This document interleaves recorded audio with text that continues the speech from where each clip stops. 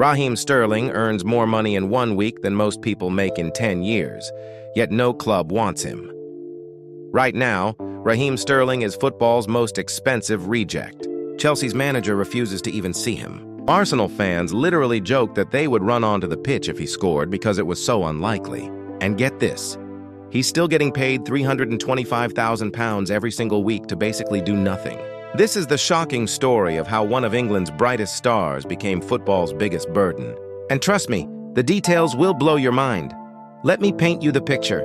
Summer 2022. Chelsea just lost their minds and decided to splash £47.5 million on Raheem Sterling from Manchester City.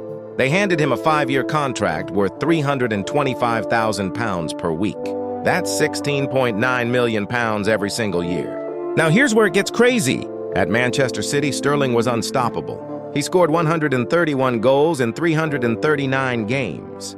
He won 4 Premier League titles. This guy was pure magic on the pitch, but the moment he stepped foot in Stamford Bridge, everything went wrong. And I mean everything. His first season, 6 goals in 28 Premier League games. That's 1 goal every 4.5 games for a player earning more than most doctors make in their entire careers. Second season, slightly better with 8 goals, but still nowhere near worth that massive salary. Then came the moment that changed everything. Chelsea hired Enzo Maresca as their new manager. And Maresca took one look at Sterling and basically said thanks, but no thanks. Maresca hasn't even seen Sterling since the season started. Imagine being so unwanted that your own manager refuses to acknowledge your existence. So what happens when you're earning £325,000 a week and your club doesn't want you? Well, if you're lucky, someone might give you a chance. Enter Arsenal. Deadline day, August 2024. Arsenal's thinking maybe we can fix him. They offered Sterling a lifeline, a season-long loan deal. But here's the kicker. Arsenal was so unsure about Sterling that they negotiated the deal of the century. They convinced Chelsea to pay 70% of his wages. That means Chelsea was paying roughly £227,500 per week for Sterling to play for their London rivals. Arsenal only had to cover about £97,500 per week. Think about this madness for a second. Chelsea was literally paying their competition to take their player. It's like paying someone to take your car and then watching them drive it around your neighborhood. Arsenal fans were excited. They thought they were getting a Premier League winner, an England international, someone who could add that extra spark to their attack. Boy, were they wrong. In 27 appearances across all competitions, Sterling managed just 1 goal and 5 assists. 1 goal in an entire season. He played 1,143 minutes of football and scored once.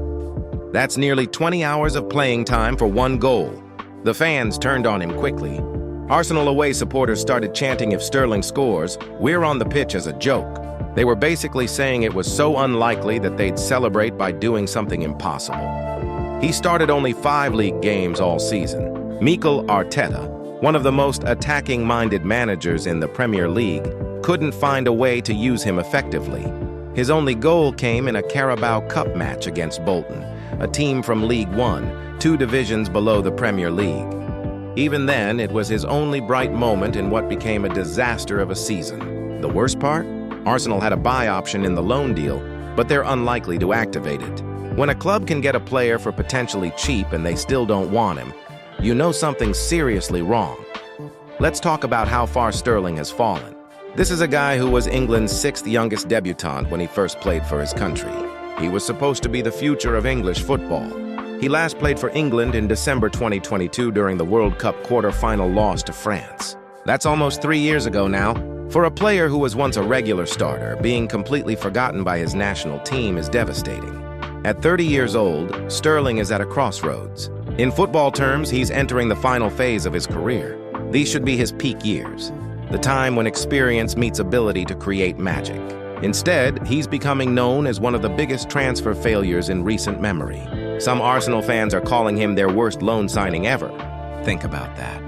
Arsenal have had some terrible loan deals over the years, but Sterling might top them all. Here's where this story gets even crazier. Sterling still has 2 years left on his Chelsea contract. That means Chelsea owes him roughly £33.8 million in total salary. Let me break this down for you. Every single day that passes, Sterling earns about 46,400 pounds. That's more than the average person makes in an entire year, and he's earning it daily for basically doing nothing productive. Chelsea is desperate to get rid of him. They're resigned to potentially organizing another loan deal because nobody wants to buy him permanently. Why? Because who's going to pay £325,000 per week for a player who scored 1 goal in an entire season? It's financial suicide for any club. Chelsea has reportedly placed Sterling on the transfer list, but setting a reasonable price becomes impossible when you're paying him so much. Even if Chelsea was willing to let him go for free, most clubs still couldn't afford his wages. It's like trying to give away a luxury car that costs £50,000 per year just in maintenance. So what are Sterling's options? Let's be realistic here. The Premier League? Most top clubs already have better, cheaper alternatives. Why would Manchester United, Liverpool, or Tottenham pay massive wages for a player who's proven he can't perform at the highest level anymore? Europe's elite leagues? Same problem. Barcelona, Real Madrid, PSG, they're not looking for expensive projects that might not work out. The Saudi Arabian League?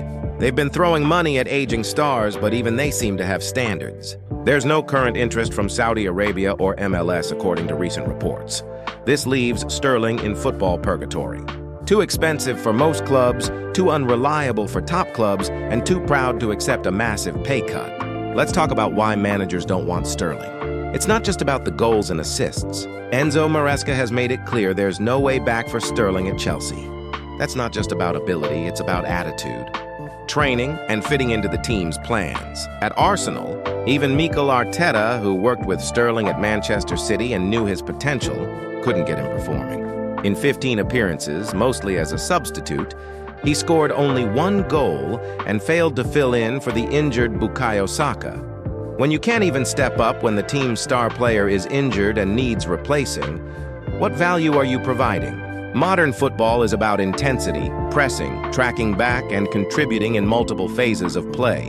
Sterling seems to have lost that hunger, that edge that made him special at Manchester City. Here's something that makes Sterling's situation even more painful. Let's compare him to his former Manchester City teammates. Riyad Mahrez left City around the same time and has been brilliant in Saudi Arabia. Gabriel Jesus went to Arsenal, and despite injury problems, has shown more impact than Sterling ever did. Even players who were considered finished have found ways to contribute. Look at someone like Jamie Vardy, who's older than Sterling but still scoring goals in the Premier League. The difference? Adaptation and hunger. Sterling seems stuck in the past, trying to play the same way he did 5 years ago when his pace and trickery were enough to beat defenders.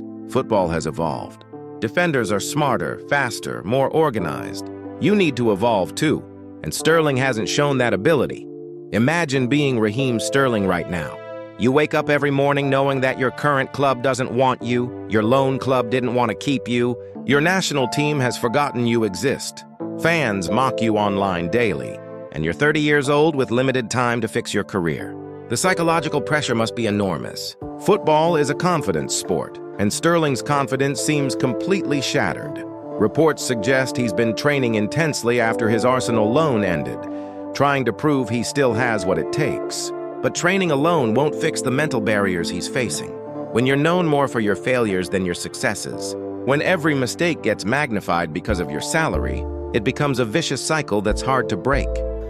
Let's look at this from Chelsea's point of view.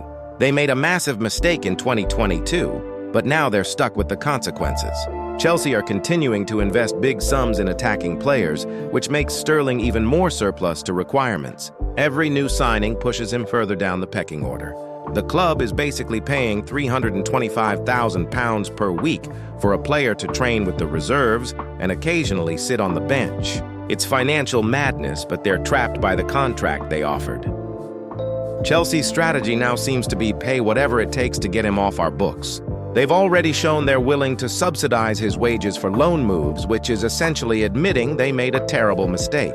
Sterling's situation is a warning to the entire football industry about inflated wages and poor recruitment decisions.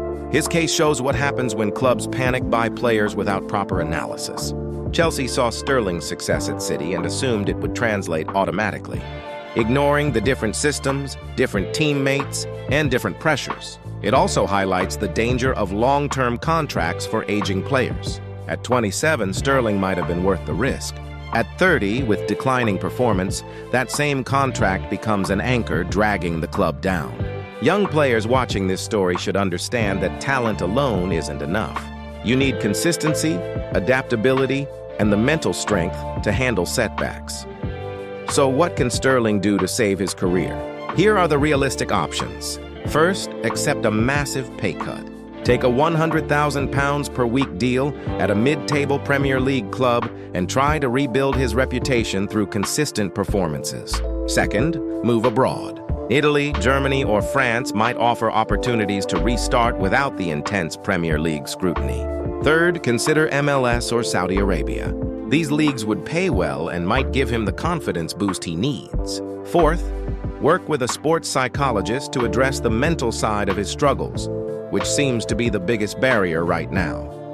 The problem is, Sterling's ego might not allow any of these solutions. Taking a pay cut feels like admitting defeat, and moving to a lesser league feels like giving up on his dreams. Sterling's story isn't just about one player's decline. It's about how quickly things can change in modern football. 5 years ago, he was one of England's most important players. He was scoring crucial goals in major tournaments, helping Manchester City dominate English football, and seemed destined for a Hall of Fame career. Today, he's a cautionary tale about complacency, poor career decisions, and the unforgiving nature of elite sport.